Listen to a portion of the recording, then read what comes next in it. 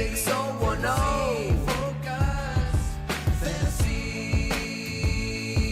Fantasy Focus. The Fantasy Focus Football Podcast is presented by Geico. It is Monday, November 30th, and that's good news. You know why? That means we have just one day left before the final month of 2020, a year we are all ready to plow through ahead and put behind us. Field Yates, Stephania Bell, and Daniel Dopp hanging out with you on this Monday to recap a lot of Week 12. Normally what I say on Monday morning is we're recapping basically all of whatever week we're in. This week's a little bit different in a lot of ways because there feels like there are some hanging chads, if you will, for Week 12. Nice. And Stephania, it would be appropriate right now to begin with the story that I need to start by telling you this. We are recording this, as we do every day, at 10 a.m. Eastern Time. You could be listening to this podcast at 4 o'clock, 2 o'clock, heck, even noon, and there could be an update on this. So take our information with a timestamp, if you will. It's 10 a.m. The Ravens-Steelers game, which was originally scheduled for Thursday, got pushed to Sunday, has been pushed to Tuesday. What is the latest on whether that game will even be played? Well, it's still on for Tuesday as of this moment. Okay. Timestamp it, as you say. Adam Schefter reporting this morning that practice was canceled for the Ravens today. And I think the last time they practiced was Saturday? I think the Ravens? Right. I believe Saturday. The last Saturday. The Saturday before. Before the Titans, right. Week 11 Saturday before the Titans, right. Because we've had this week in between with Thanksgiving when they were originally supposed to play. It doesn't totally surprise me the practice was canceled because the NFL shut down every facility for Monday and Tuesday. So why would they grant them an exception, especially in the midst of an outbreak? Doesn't surprise me. We also are hearing reports that, again, from Adam Schefter, that their travel plans are in flux because of potential snow in Pittsburgh. So there are a lot of moving parts, as you say. I think the Ravens knew all along that they were going to be going into this game without the ability to get together and practice. I don't think that's a surprise. The question has really been who would be available. Willie Snead was the last player to be added to the reserve COVID-19 list. That was yesterday. So as of this moment, we have not heard about additional tests. To me, the only thing that would disrupt it at this point is if there were additional positives for the Ravens or the Steelers. Let me just offer my perspective, and you can disagree. You can also completely ignore this if you're out there, or you can take it to heart. Is that what I would do is this. If you're listening to this close to real time, I would start to plant the seeds of how you're going to replace whatever Steelers and Ravens you might have in your lineup, whether it's Juju Smith-Schuster or perhaps Deontay Johnson, or also obviously Chase Claypool, or any of the Ravens that might still be available, Gus Edwards, for example. Make your plans now of how you might replace them. Earmark a player in Monday Night Football. This is, of course, assuming that your league did not already rectify this issue by allowing you to submit a player who was on your bench, but whose points you would receive if this game is not, in fact, played on Tuesday night. The tenor of this is just growing more and more uneasy for me as of right now on Monday morning. I'm not saying you have to execute the move if we haven't heard something definitive by like 4:45, 5 o'clock, 5:30, 6 p.m., because I understand that if we've made it to basically within 24 hours of kickoff, it seems like there's a chance the game will be played on Tuesday. I'm just telling you that it's worth investigating what other options might be available to you, and I get it. There aren't many. Like a Jalen Reagor or maybe even a Travis Fulgham or a David Moore for the Seahawks tonight. But I'm just starting to get the feeling that this game is more and more on thin ice, so it's worth taking a look at your options if you didn't already replace your Steelers and Ravens yesterday. And, Stephania, you mentioned that the NFL is shutting down facilities both today and tomorrow. This, of course, is for teams that aren't playing today or tomorrow. So that leads us to, I think, sort of a broader conversation that if this Steelers and Ravens game is canceled, people are, the belief that I have right now is the NFL may sort of temporarily reschedule it for Week 18. I don't know this for a fact. I'm just sort of using some logic here. If only one game gets canceled the rest of the way, and it's the Pittsburgh Steelers and the Baltimore Ravens, you kind of wonder whether the NFL would play that game in Week 18 unless they absolutely need to. Like the Ravens are one win away from making the playoffs. Like a the Steelers- tiebreaker situation. Right. So we'll cross that bridge when we get to it. But I think that one thing that Daniel highlighted, which is smart, is like, so what should you do in your fantasy league? Again, my advice here. I wouldn't start to introduce Week 18 as a potential extension of your championship until we have multiple games canceled. Like if there's 6 games that get canceled over the next month and they've got a lot of fantasy relevant players and all of a sudden like you're compromised in weeks 15, 16, 17, then maybe I would make a move to expand your playoffs to Week 18. Maybe. But for now, I would continue with your current schedule. And I think, despite everything that's taken place over the past 8 days with the Ravens, which includes 21 new players placed on the COVID-19 list, Stephania, I think the NFL still feels like they're on track to, as long as people follow protocols, continue to play basically every game. Ravens, Steelers, possibly be an exception. Yeah, and I think it's also worth reminding that they have put every club in the intensive protocol situation. Like everyone is under that. Before it was just for clubs that had an outbreak, somebody who tested positive. But they found a few weeks back that the clubs that were in the intensive protocols had fewer, if not sometimes zero, high-risk close contacts when they followed protocols. And if you look at the Denver game, that's an example of where there was a lapse in the protocol within the quarterback room, and ultimately it cost them having any quarterback to start the game. And not because they tested positive, but because they were identified as high-risk close contacts to one of the quarterbacks who tested positive, and therefore they were all out.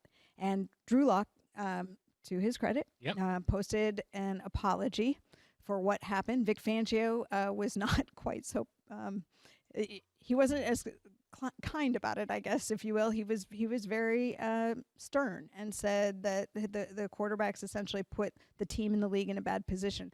I think if nothing else, what we can hope is that the events of this week will help every other team going forward ensure that they are really adherent and vigilant to the protocols. And hopefully, look, we're dealing with this as a country. They have said all along, the medical advisors to the NFL and NFLPA, that as cases rise in the country, they are more likely to rise within the NFL community as well. They're not living in a bubble. But to date, the facilities have been pretty protected. But when somebody comes in and introduces the virus to the facility and people aren't protected, then you see the outbreaks like you do. And by the way, like we got to be on attention this year in fantasy football. And I understand that fantasy football doesn't register on the Richter scale relative to COVID-19, as it shouldn't, right? It's just a game that we play. But think about all the adjustments you had to make come Saturday morning. I mean, Jonathan Taylor, for example, added to the COVID-19 list for the Colts. The Denver Broncos quarterbacks and the impact, the fallout from that. Just be on attention. We're going to do our best to convey all the information that we have. But I would say that the goal for the entire NFL community is to make it to the end of the regular season. And by the way, make it through the end of the postseason, obviously, as well. But every week that passes by is a good week for the NFL. Right. We can get as many games played as possible. Just with this Tuesday night game, one more thing. It's not just the Ravens.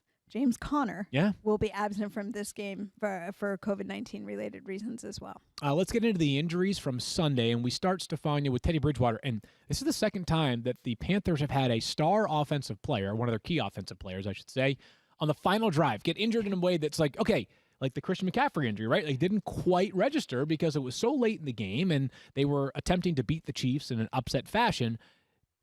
Obviously, it's cost them multiple games since.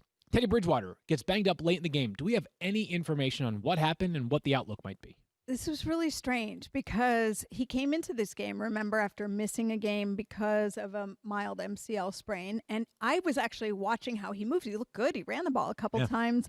I thought, the knee's really not giving him any trouble. And then this last play of the game, the last drive of the game, he ends up going down. It looked like he was limping off the field. But in the presser afterward, he said, my arm is good. I got sideswiped or something in my arm. And so he seemed to intimate that it was his arm that was the issue, but then he dismissed it. So I don't think it's serious. They do have a bye next week, so good for them. Yeah, so it sounds like maybe we'll have Teddy Bridgewater come week 14. Got to keep track of my weeks here now.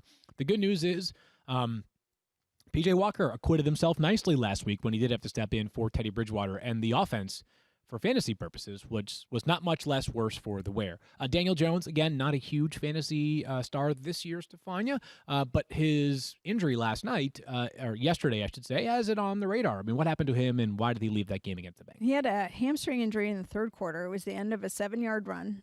He stayed in for a couple plays, and then he clearly was grabbing his hamstring, went off the field, was evaluated, tried to come back in. It was interesting. He threw a pass, and then he took himself out.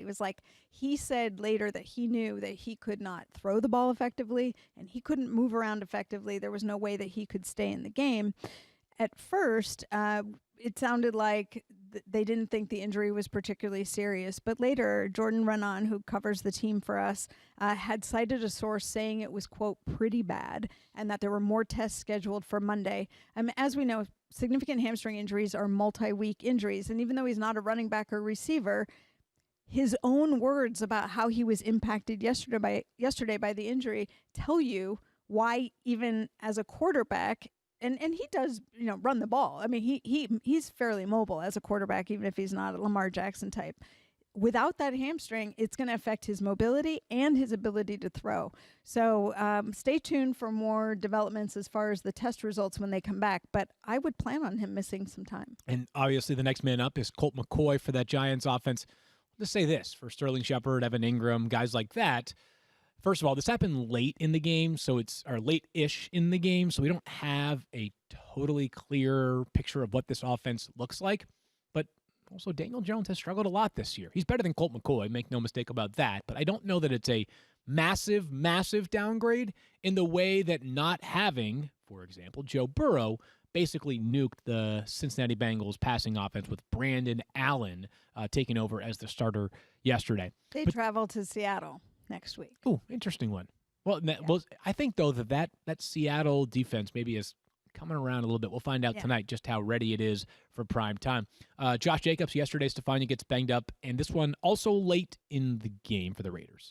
Yeah, he came into this game on the injury report. He's been on the injury report frequently. This one because of his hip, but he left because of an ankle injury. He had a low tackle, was kind of a sweeping tackle around the leg, and as he was trying to pull away, the defender was still holding onto his ankle. John Gruden afterwards acknowledged being a little bit concerned. Now, there was a lot going on in that play. Josh Jacobs fumbled at the time while he was being tackled. It's not clear how serious this injury is, but when John Gruden acknowledges up front that there's some concern, it makes me pay attention. Yeah, Devontae Booker has actually run really well for the Raiders this year. If you look closely at how often he has gotten some reps for them, I got to be honest with you. I lost track of this injury when I was writing the waiver wire column this morning. It has not yet been submitted, but Devontae Booker will be prominently featured, if not the top ad of the week. One more here, Stephania. Phillip Lindsay, who actually opened the game as the Broncos' first quarterback. Not really. He did take a direct snap to begin the game and then left the game. Yeah, he, according to Vic Fangio, tweaked his knee. That's about as much as we got. But the fact that he left the game, he did stay on the sideline. Sometimes if it's a really serious injury, they're not coming back out. So you can take a little bit from that, but really not much detail yet. Enough for him to not be able to finish the game. I would stay tuned. By the way, Josh Jacobs and the Raiders, if Josh Jacobs plays, they face the Jets next week. So if Devontae Booker's coming in, could be a really good pickup for the week. Wow. Okay. Good note there. And by the way, just to reiterate, on the Broncos quarterback, Stephania, because their offense obviously was impacted dramatically by what happened yesterday. They completed one total pass. It was to Noah Fant for 13 yards. Assuming none of them test positive for COVID-19, we could very well have not only Drew Lock, but the remainder of the quarterback room besides Jeff Driscoll available next week. Everyone besides Jeff Driscoll, assuming they test negative throughout the next week. Yep. So it'll be a 1 week issue, but still a reminder to be vigilant in following the protocols for all players, not just Broncos quarterbacks, but all those around the NFL. Got a ton of information coming up, including a return that was just so lovely to see. But first, a couple of words from friends. After a long summer, the wait is officially over. College football is back, and so is an all-new season of your favorite Dr. Pepper-obsessed college football town. That's right, we're talking about Fansville, everybody. So brace yourself for an all-on-the-field football drama and off-the-field Dr. Pepper flavor your eyes and taste buds can handle. Because even though you can't be at the stadium, you can still dress, cheer, and drink Dr. Pepper like a true fan.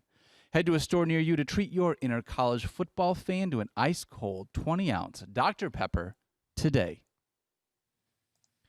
The rising generation of NFL superstars have been dropping dimes and creating in space for years, way before they got to the league. Now it's your turn. Create your own highlight reel with X-Factor abilities and innovative new skill stick controls. Swag out and win in style in new backyard football-inspired mode, The Yard. Celebrate your style, showcase your creativity, and rise to fame in a way that only you can. Go all out in Madden NFL 21. Available now. Feel I got to jump in here real quick. Okay. Because I just don't understand why NFL players, and I get that they're paid handsomely, why are they running around with change in their pocket when they're on the field? Ooh, You know what I'm saying? that's a really, really Because if good they're dropping call. dimes everywhere, you'd That's think that really maybe great just like don't call. put that money in your uniform before you go out there. But maybe, like, does that, like, if you're like a really light wide receiver, Mm. does it make you a little bit, like, Oh, a little bit more raise oomph? you down, makes you like got a little more powerful in the open field? Is that how Hollywood Brown gained that extra weight this That offseason? could be it. Well, it hasn't really worked out for him. Well. This when I might was be the cheesiest you guys have. Okay, Stephania, you know what? Fine, you're right. my freshman year, the captain of our lacrosse team, one of them at Wesleyan, wore ankle weights at all times to work out. No way. So- And I thought it was like the only way you should train now going forward. Like Stop the it. captain, No. you got to do it. So ankle weights were an investment of the Bill Yates Oh, freshman year budget. I'm like, don't tell me you were wearing a weighted vest. Just Jog ankle around. weights. Ankle Okay. weights. Only ankle weights. I- No little pink wrist weights. Yeah, Not okay. yet, not Just yet. ankle weights. So yesterday morning, we learned that Austin Eckler would return. There also was some reporting that Austin Eckler, he's going to return, but he may not necessarily be the workhorse in the Chargers' backfield. Oh. Now, oddly enough, I defined 16 targets, plus playing 80% of the snaps, plus having 23.9 fantasy points as a workhorse. Mm. But if that means there's better days ahead for Austin Eckler, you are all in good luck.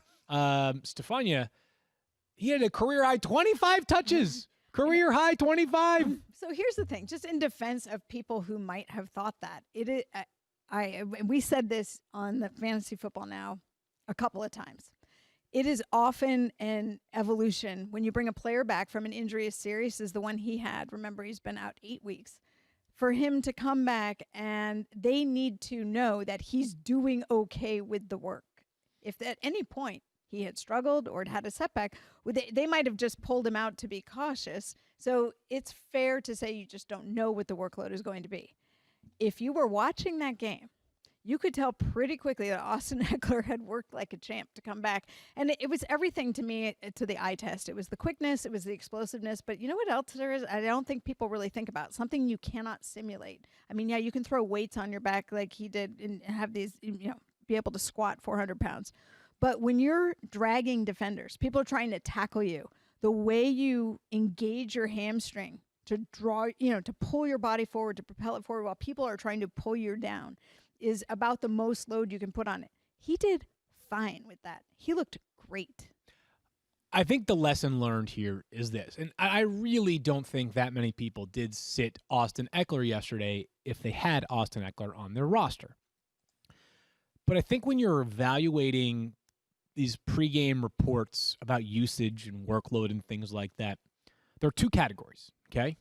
One is something that's like either non-committal, sort of gray area, kind of murky.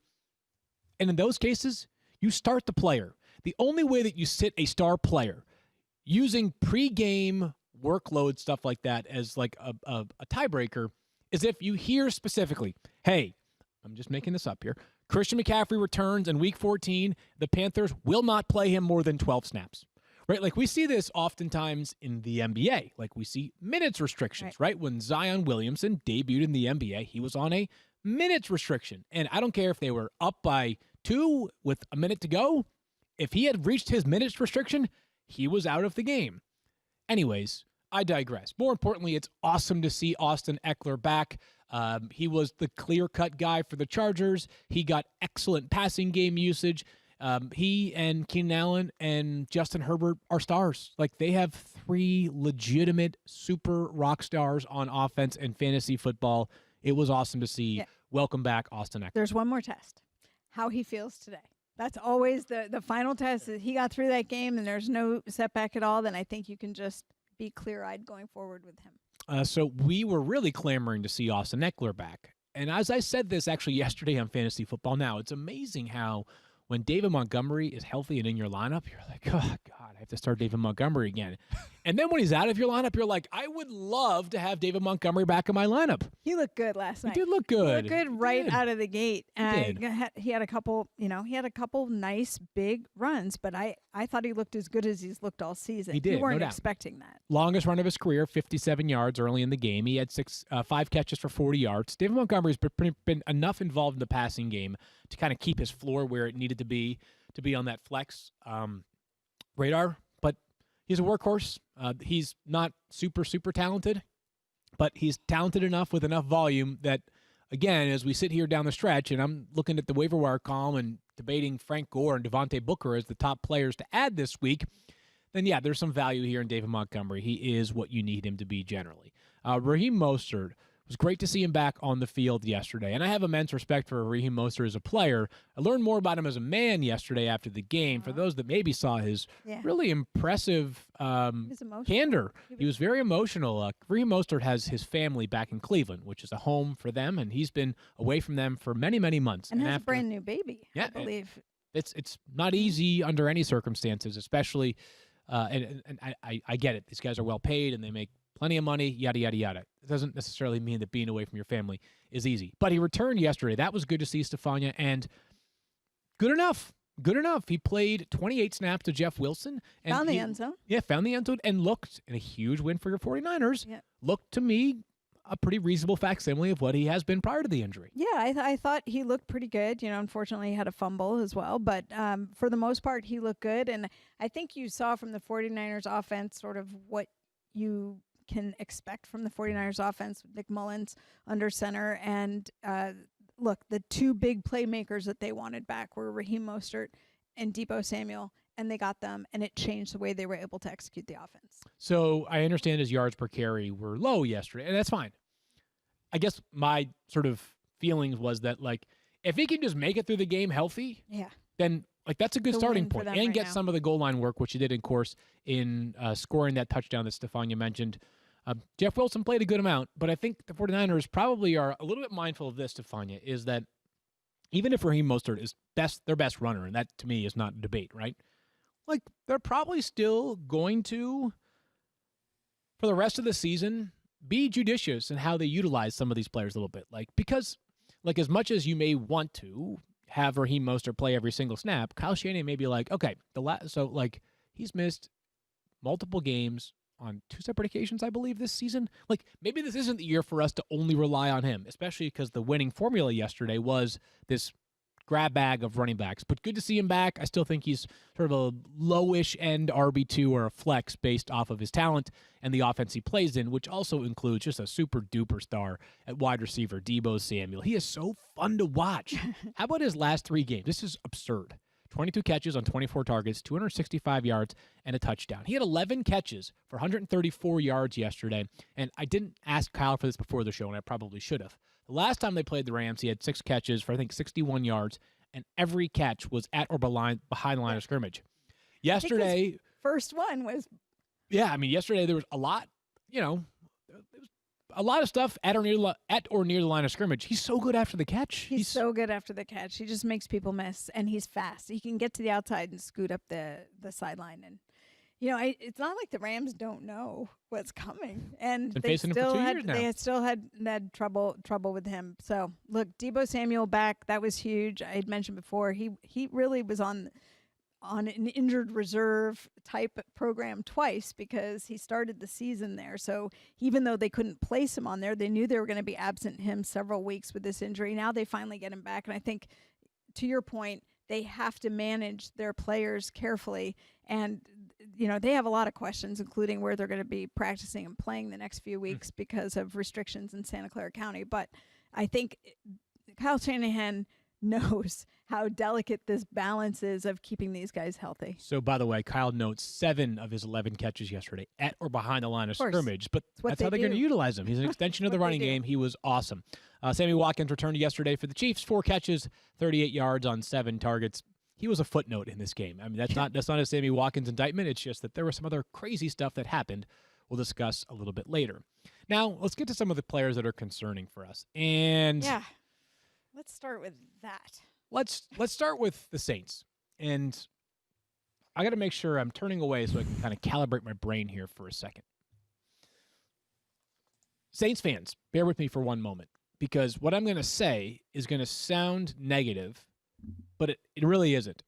I've had many of these conversations. You're about to get dumped, Saints fans. I hate to tell you. No. I love Saints fans. I ride with Saints fans. This has been well established It's on this not podcast. me, it's you, Field. Alvin Kamara's fantasy value has nosedived with Taysom Hill as the quarterback. You're And telling me. I think there's a chance that it kind of stays that way until Drew Brees returns.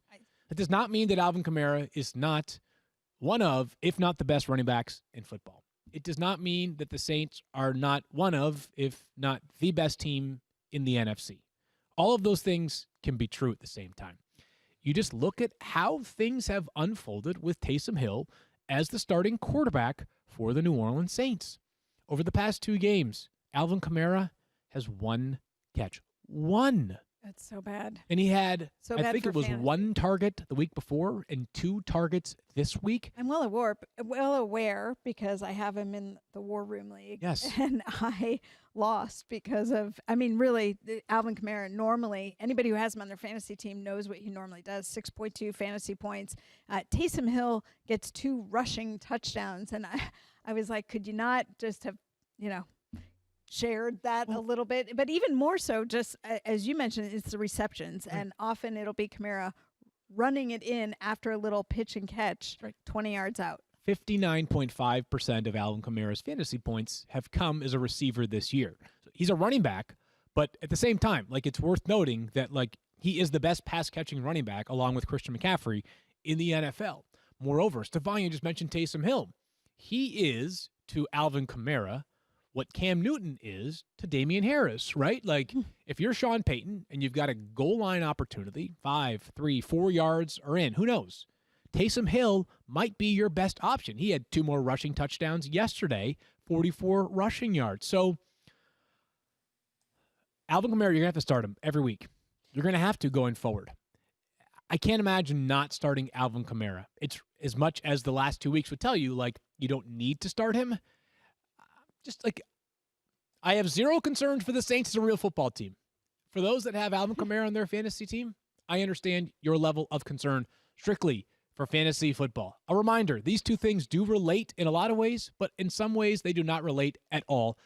So I'm a little nervous, Tim. That's fair. It's just No, fair. it's That's totally nothing fair. spicy about that take. I had somebody ask me if it was his foot, because you remember he's been on the injury report intermittently because of his foot, which it's been, you talk about load management situations in the NBA. I think they're doing a little bit of that style of thing with Alvin Kamara. This is just utilization for him from their scheme perspective. And what I was thinking is now Alvin Kamara, who got you as far as he did, may keep you from getting into the fantasy playoffs. Should you happen to make it there and Drew Brees gets back, then he might help you to the championship. But in this window where you have to win every game, this is a problem. So here's my question. You're still starting him every week, right? He's going to be ranked in there's no way he's going to be outside of flex consideration at worst. Right. So you're still starting him every week. Is he the only Saints skill position player that you're worried like this because of Taysom Hill under center, or do you think that Michael Thomas, with the same thing, has those same concerns, or are you still rolling him out there every week? Yeah, what's a good question is you bring us right to Michael Thomas, who had 4 catches for 50 yards on 6 targets in this game. He's the only Saint with multiple receptions yesterday. Yeah, Michael Thomas's season has just been a roller coaster, obviously. Not even really a roller coaster. It's just has not been efficient. Yeah, Daniel, that's where I'm at. I am going to start Alvin Kamara. I'm going to start Michael Thomas. As I have said many times on this show, this is the fantasy conundrum that doesn't really get us anywhere, is that you've got players that you are basically pot committed to starting, even though you aren't expecting much or aren't expecting what you hoped for out of them, right? I don't know, Daniel, can you envision a scenario? I'm sure there are definitely circumstances in which you would be capable of sitting Michael Thomas. Sure.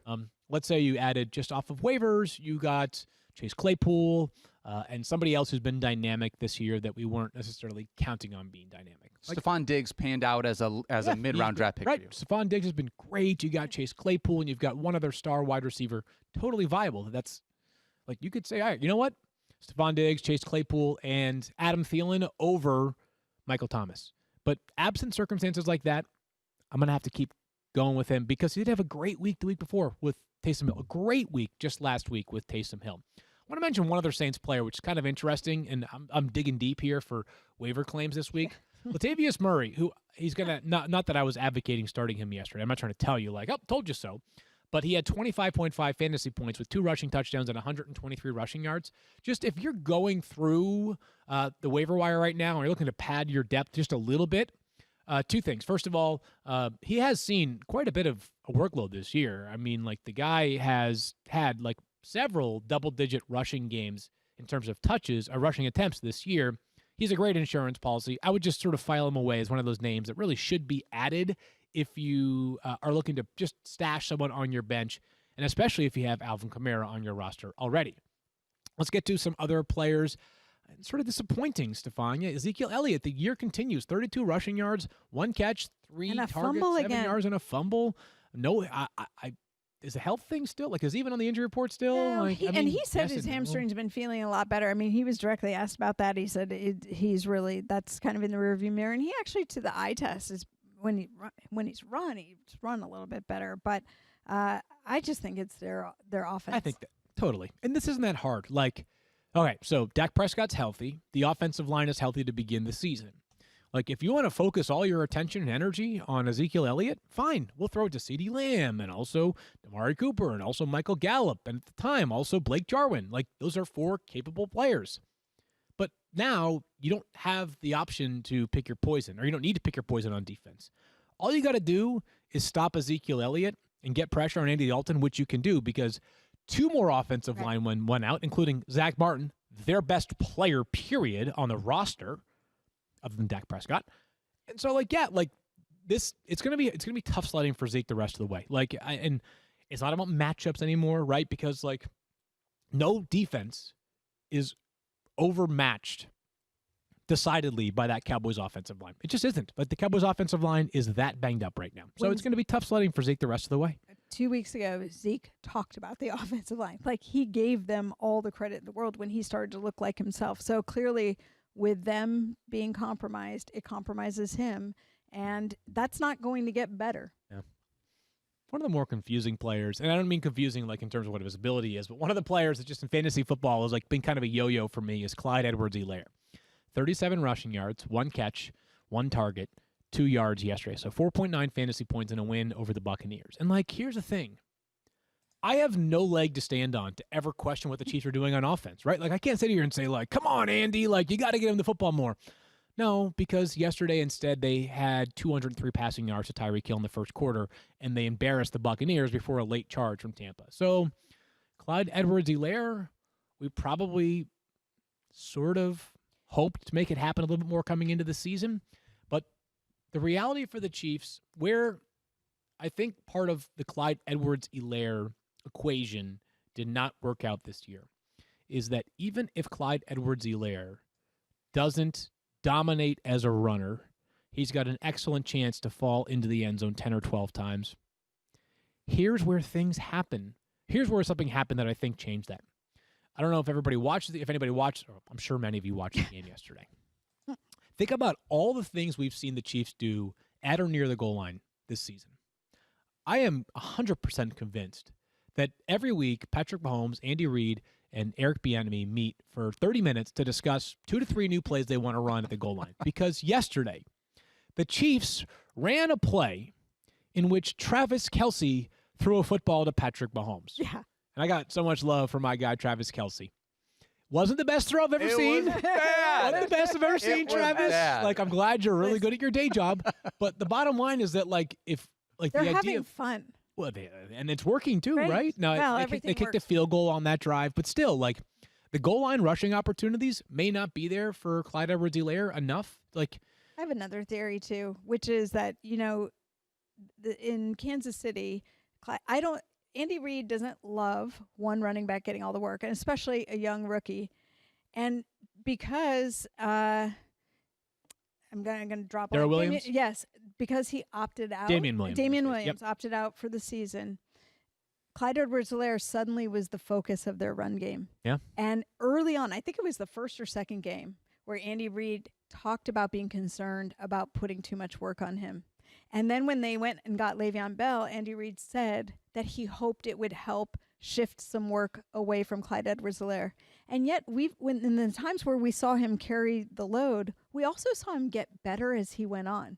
So there's probably a balance between finding a rhythm and doing a little more as a young running back in that offense, and them also wanting to limit his touches as they're looking at a long season. So I feel like we're experiencing the fluctuations of that to some degree. Yeah, it it just hasn't been what maybe those who took him in the first round would want, right, Daniel? Absolutely.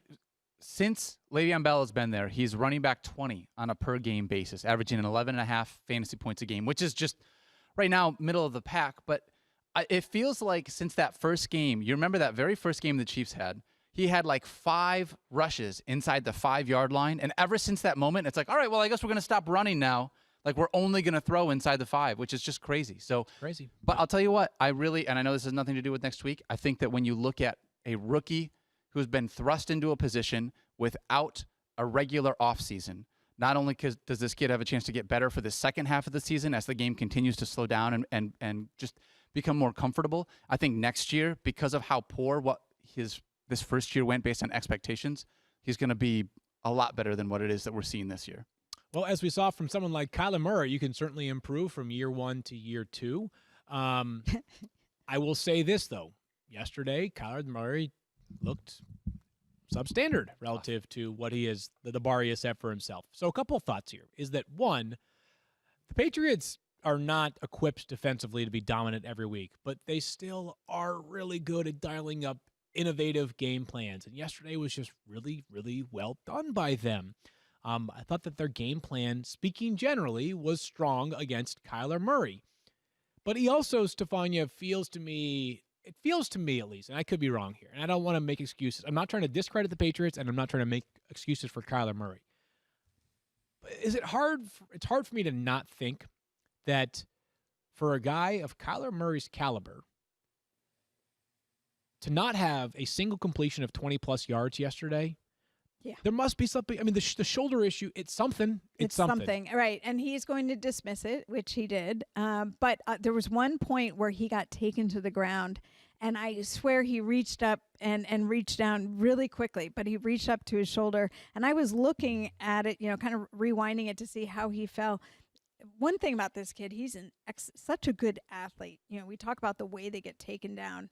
And I said that with this type of injury, the last thing you want is to go down your shoulder. If you watch, every time he when he got taken down, he made sure he fell on the back of his shoulder. Like, he was not going down on the point of it. Number one, that's super impressive.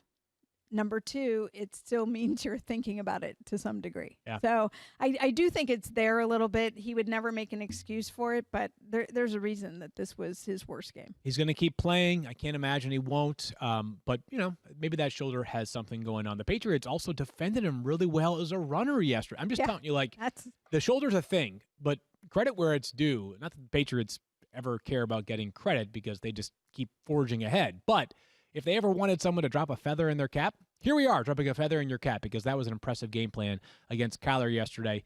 DeAndre Hopkins is in a rut, man. It's a baby rut. He's been held under 11 fantasy points in 3 of his past 4 games since the Cardinals bye. His only touchdown catch was that of the Hail Mary.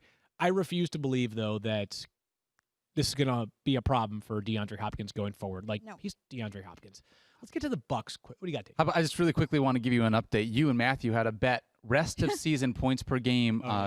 Chase Edmonds and Kenyon Drake. Right now, Drake 16.7 points per game. Edmonds 11.4. This big game from Drake last week really helped a lot. And a couple things. Kenyon Drake, still their goal line guy, right? Yep. He got stuffed yesterday at the goal line on a play that, that would change the tenor even more. And then he's getting a little bit more involvement in the passing game. It'll be close, but I still obviously feel like Kenyon Drake is the better start there amongst the Cardinals running backs. Just really quick. On the Bucs, Tom Brady sort of bounced back.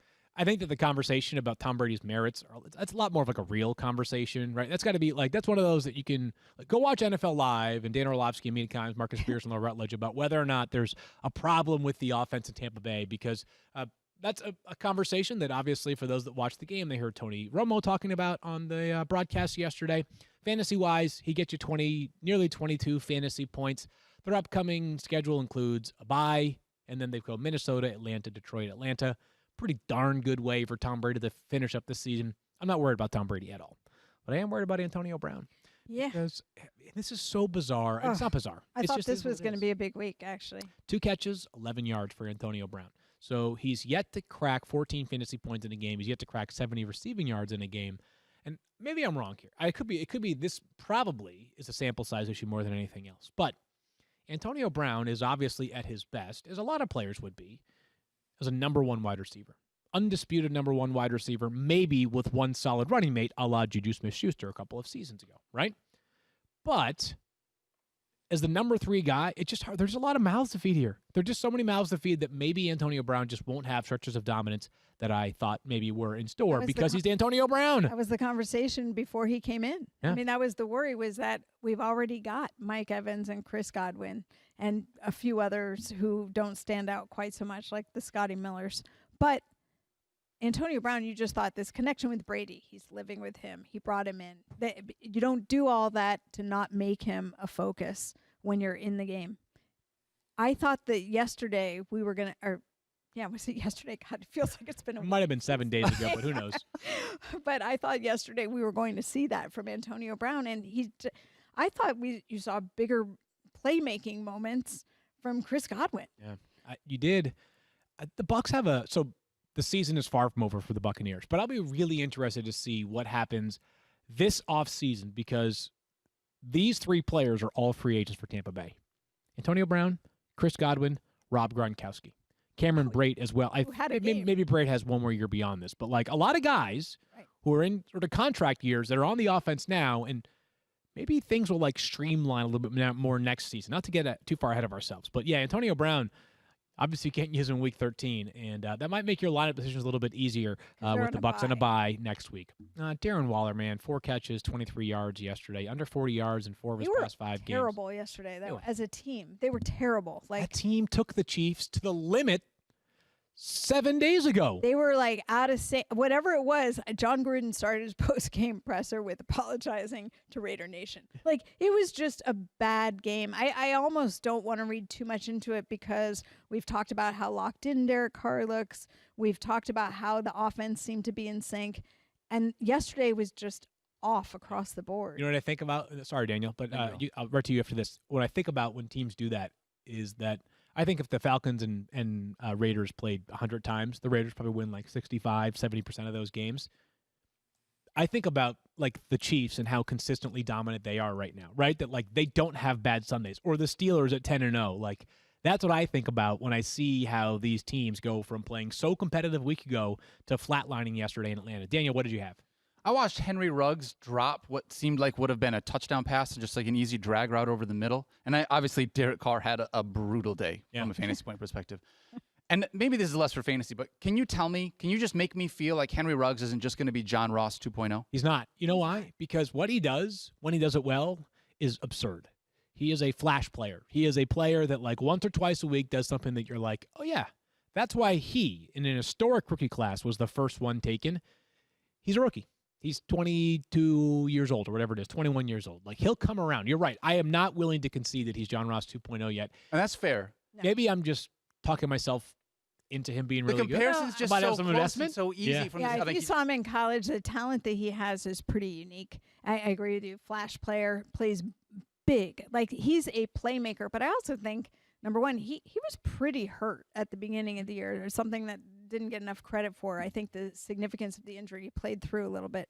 But also, he has been not a focal target of late. And I think when you're used to in college being a focal target all the time, and then you're sort of fluctuating up and down in an offense that's taken a while to click, I think you're going to make mistakes like that. You're going to have drops, Remember, he had the thing during the offseason, too, when he was, like, moving a truck for somebody and, like, got, like, a gash in his thigh or something.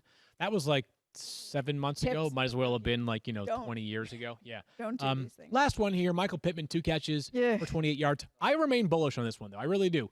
9 targets yesterday from Michael Pittman Jr. So I think there is a chance that better days are at. I know the waiver wire column I talk about it all the time on Mondays and Tuesdays, but I remain ardent in my stance that he should be added in a bunch of leagues because, again, some of it is who's available right now. There are so few players that are available. Plus, 9 targets. Right. 9 targets is what you want for a player with his ability. I was just bummed because I played him yesterday. No. Yeah. So, You also played against him when you played me in the That's Dynasty right. League. well, true. Cut you a break. Do you own or rent your home? Sure you do. And I bet it can be hard work, but you know what's easy? Bundling policies with Geico. Geico makes it easy to bundle your homeowners or renters insurance along with your auto policy. It's a good thing, too, because you already have so much to do around your home. Go to geico.com, get a quote, and see how much you could save. It's Geico Easy.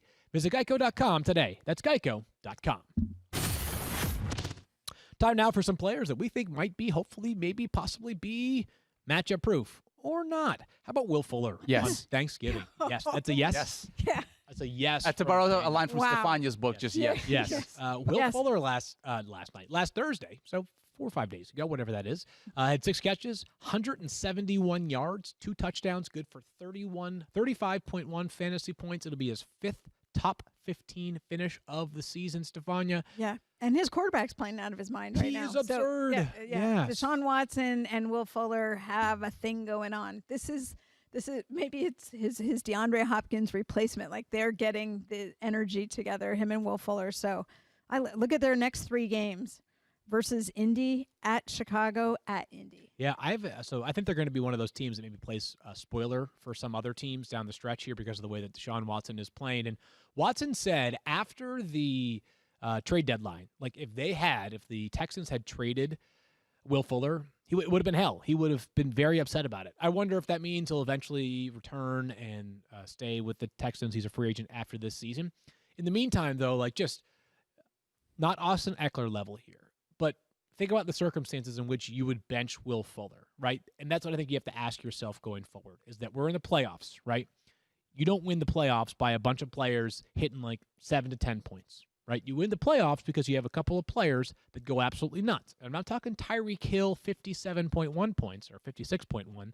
I'm talking about a guy like Will Fuller who maybe over the final 5 games of their season has 3 with 18 or more. Those are the kind of games that you're looking for out of Will Fuller. I don't think it's ever been a question about the talent. It's always been about the health. And if you just, people who were burned by him last year, it was one injury. It was a hamstring injury that just kept coming back. So the problem was he would start games and not finish them, or he would start games and disappear. So I think that carries over into people being reluctant to start him.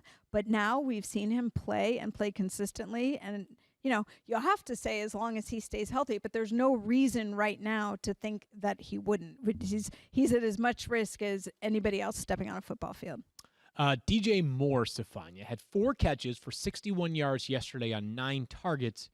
He's got 10-plus fantasy points in 3 straight games, but he got banged up late in this game. Yeah, he did. He was attempting to make a catch in the end zone, landed awkwardly, had to be helped off the field, and did not return. This was around the 2-minute warning time. So as you mentioned, it was late in the game, and when it's late in the game, you never really get an update. The player just doesn't come back. Carolina going into a bye next week, so you can expect them to be fairly silent on this topic. It was his right ankle, and we'll see what happens. There's no next man up here that I would suggest off of waivers, given that Robbie Anderson and Curtis Samuel both have been added aplenty on waivers already. Daniel? Last week for a bye, is that correct? This is the last week, scheduled week. Yes, Last correct. scheduled week of buys. It's just the Bucs and the Panthers. That's it. Week 14 and on. Every team is scheduled to have a game.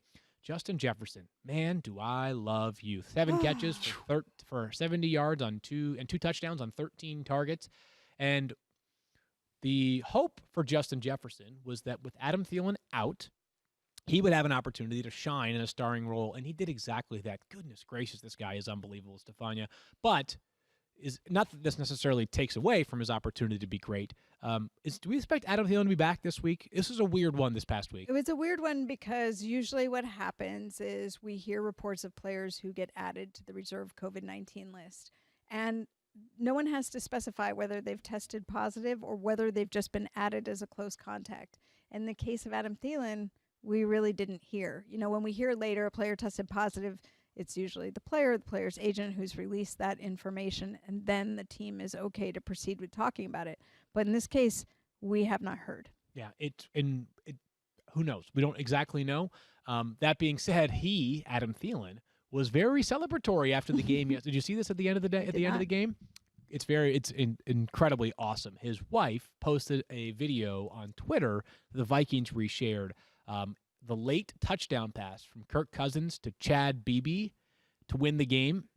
Adam Thielen celebrated with the football in his hand, exactly like he was actually on the field himself. Cool. It was really cool. So a good moment there. Hope the best for Good Adam for Chad Thielen. Beebe because he got to redeem himself. He did. But you know what? That's why I love sports. Yeah. That's why we love sports. Is Chad Beebe could have sunk his head in his lap and just said, I let the team down. I cost us the game. Instead, he bounced back. That is the resilience we like to see in any walk of life. James Robinson, just got to appreciate you. 128 rushing yards and a touchdown, 5 catches, 31 yards, 26.9 fantasy points. He's got 99-plus rushing yards in 3 of his past 4 games. He's got 25-plus touches in 4 of his past 5 games. We talk about workhorses in fantasy, and I've seen a lot of people, including Adam Levitan, tweeting about this morning, and I'm sure Kyle can add some context to this later on in the season. There is no workhorse who is more of a workhorse than James Robinson. He dominates touches this season for the Jaguars like no other running back is dominating touches. It is his job. It is only his job. It will not be anybody else's job unless James Robinson decides it is going to be somebody else's job. This guy has been just remarkable, Stephania. The circumstances working against him. Not only was he an undrafted player, but an undrafted player with no chance to earn his stripes other than like a 2-week period where they barely put the pads on. And this, by the way, is, and I get it, this is a team that they need a lot of help, right? But still, an undrafted rookie to be this remarkable, to be this much of a workhorse for a team that they are not good on offense, and yet he continues to find ways. He is finding ways by himself. He's amazing. He really is. And, good for him. There's not really much to add to all the accolades. He is what he is. He is consistency personified week in and week out, which is something you are yearning for in fantasy. You can hardly ever find somebody where it's set it, forget it. They're going to touch the ball. They're going to produce. James Robinson is that guy. And by the way, the schedule in the playoffs is really tough. Baltimore, Chicago, Indy to wrap things up. If you traded him, I understand the logic. I just hope he got a nice package in exchange for James Robinson. We're going to rip through a bunch of stars from yesterday. But the Geico good news of the day is Tyreek Hill. 13 catches, 269 yards, 3 touchdowns, 57.9 fantasy points, the 10th best game in fantasy football history at any position in PPR scoring. I do not know how you are supposed to defend Tyreek Hill. My analysis is this. If you gave me the next 5 years to work on doing a single backflip, and I had as much time as I needed to work on this backflip over the next 5 years, I would not be able to execute it. Tyreek Hill, in the middle of an NFL game, a professional football game, he did a backflip into the end zone. That was remarkable, Stephania. Just incredible. Who was it from the Colts who did the Nyheim Hines. Nyheim Hines. Yeah, which is very impressive. It was no too. Nyheim Hines performance. I got to say, Tyreek Hill did not stick the landing. Ooh. Nyheim Hines added a twist. I mean, look, we can give Tyreek Hill all the accolades for going, jillions of yards and ruining my fantasy day against one Matthew Berry who beat me because of Tyreek Hill. But I'm not going to give him points for the backflip. I'm going to give a guy points for backflip because I can't do a backflip with a trampoline. He did one into the end zone. Antonio Gibson was awesome awesome Thursday for the Washington football team. Good for them, Stephania. They found themselves a really nice player. 115 rushing yards, 3 touchdowns, 36.6 fantasy points. There were a lot of people who cast him aside at the start of this fantasy season. No way. They were all in on Darius Geis, or then it was going to be Bryce Love, and no way Antonio Gibson was going to. We talked about him being this multi-dimensional talent. And that he was there for a reason, that they were grooming him to use him. And he has proven himself not only as a rusher, just look at those stats, 115 rushing yards and 3 touchdowns, but he also had 5 catches. He can run, he can catch. Alex Smith is looking for him. I love it. Derrick Henry was incredible yesterday with 178 rushing yards, 3 touchdowns. He is a lock-it-in RB1, one of the best players in fantasy again this season. Good on you, Jarvis Landry, who, talk about a soft spot against the Jaguars, whose defense is just pitiful. He balled out yesterday for the Cleveland We Browns. talked about that last week. Yeah. You asked it. We were having that conversation. We worried, and we said no, Jarvis Landry, because he is going to be consistency for them. This is the week for him. Now, I don't know that it stays that way going forward. Their schedule, I don't know how this will all work out for him going forward. It was the best matchup of the season. What do you got? This feels like the exception, not the rule. Like It the will be the Browns ex- want to be a running team. That's right. so. It will be an exception, not a rule, I believe. For Jarvis Landry, he is, like, I still think a deeper league flex play and not much more than that. For right now, I love Jarvis Landry. The way that passing offense has been working, that is part of the reason why I'm a little bit more skittish on his value than a 28.3 point game would suggest. One more here. James White, Stephania, had 2 rushing touchdowns yesterday, but just 18 rushing yards, 14.7 fantasy points. It's still the Damian Harris show. If you look at basically the snaps and the utilization, James White's a really, really good player, but more often than not, if I'm going to expect a Patriots player to have a rushing touchdown from 2 yards or in, it's going to be A, Cam Newton, and B, Damian Harris. So nice play, and we all love James White, like one of the most reliable players in the NFL, but still don't know that I've seen enough in the passing game without Rex Burkhead for me to believe that he creeps onto the flex radar. Any disagreement there? No, I'm with you. I was just thinking about how much. Speaking of loving James White, like one of the first things he talked about was something where he missed an assignment. I'm like, that you don't even have to make that apology because you are so good. Oh yeah. Otherwise, he is the guy who's reliable. There's a reason that he's trusted by. He reminds me, him, Terry McLaurin, kind of 2 guys cut from the same cloth there, Right. right? That The work even though ethic. they're really good, they do all the right things too, which makes them even better than just their talent alone would make them. Let's have a couple of minutes here to finish up the show on Monday Night Football, and because there was some news here, Stephania, but let's begin with some injuries. Zach Ertz, do we think he'll play tonight? I do not. Okay. And I think that Zach Ertz, I think that they were hopeful. Remember, so he was designated for return. You get the 21-day window. He's now creeping into that 3rd week. And so Doug Peterson, I believe he said he was hopeful. Do they play Green Bay next? Is that yes, they do. They play and Green so Bay. I think Doug Peterson, he said he was hopeful to have him for Green Bay, but they just don't feel like he's ready to go yet. Keep an eye on that one. But what will be interesting for Philadelphia is whether or not Carson Wentz plays the entire game tonight, as Jalen Hurts will reportedly see more action tonight. That coming from Tim McManus, who covers the Eagles for us. Actually, let me be clear. Tim reported that Jalen Hurts got more reps with the ones this week. My inference from that is that he would play more tonight as a result of the fact that he's practicing more with the ones. Would that be the other way around ever? Like, would you ever have a backup quarterback who's not going to get snaps practice with the first team? Yeah, certainly it would be unusual for them to put efforts into getting him more prepared and then not him not playing as much. But we Just shall to see. do a psych job on your quarterback, maybe to say like, Fire 'em up. this is what's coming if you don't Fire. perform well. But a couple of last thoughts here is that, I don't think that many people are still relying upon Carson Wentz as their starter. If you are, though, it's hard to, you probably had to pivot yesterday, right? Not like Russell Wilson's going to be available for you in your league. But if Carson Wentz, if you are relying upon him for some reason and you can keep plowing through to week 13, then you got to study this game really closely tonight. Because if he has either an egg or if Jalen Hurts plays a ton, even if it's, when I say a ton, like 30% of the snaps, then Carson Wentz probably loses whatever starting viability he had.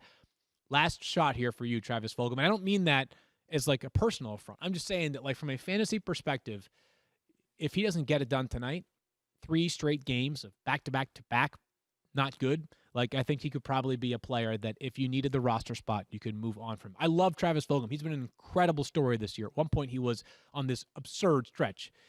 It just hasn't been great these past couple of weeks, and we're at the point now where, I was going to say, I think a lot of it may not be attributable to Travis Fulgham himself. And then good news, Stephania, we get Chris Carson back. We get Chris Carson back. I mean, he's had a full week of practice. Pete Carroll's been singing his praises for how he's looked all week. I love the fact that they waited that extra week to give him till Monday night. But yes, Chris Carson, put him in your lineup. Look to see how he does tonight. He should be the workhorse back for the Seattle Seahawks, who seem to find a way to play well on the road, traveling west to east. Doesn't matter what time of the day it is, but a huge game for the Seahawks as the door. I think they're going to win. if I was picking the game, I would pick them to win. But the Niners showing that there's still hope That's right. for any team in the NFC West, and it would really help the Niners out if the Eagles would step it up. Yeah, so I got it. So you're picking the Seahawks. You just don't want the Seahawks to win, which, by the way, is a very reasonable take to have for somebody who loves the 49ers. We are back tomorrow to talk about waiver wires, talk about Monday Night Football, and potentially preview Tuesday Night Football if the game is still on. And maybe we'll know where the 49ers are going to be practicing and playing. That for would the be next good. 3-4 weeks. That would be good as well for Daniel and Stephania. I'm Field. We're back on Tuesday. We'll talk to you then. Peace out. Fantasy, you're in the 06010. Focus. Fantasy focus.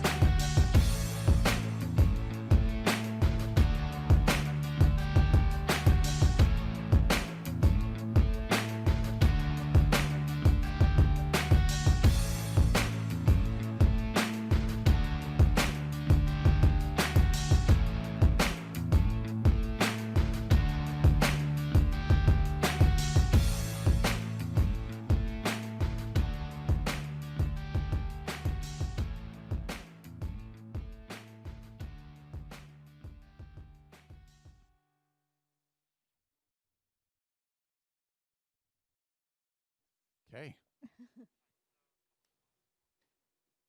Okay. Now I can tape something real quick. Yep. Oh, that's right. Yes.